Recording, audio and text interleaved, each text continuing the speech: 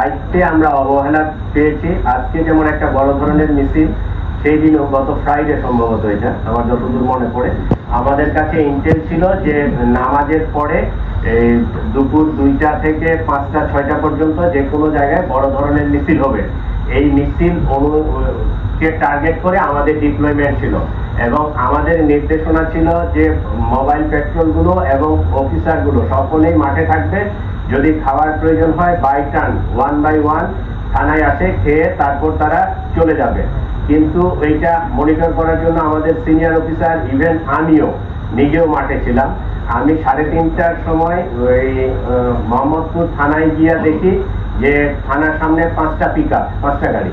যাই চেক করে দেখলাম ওসি থানায় আছে, জোনাল এসি আছে, ইন্সপেক্টর অপারেশন আছে, 2টা পেট্রোল গাড়ির টিম আছে।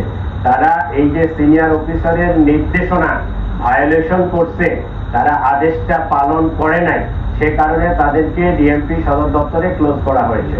তারা ফেল করছে, বিষয়টা এরকম না।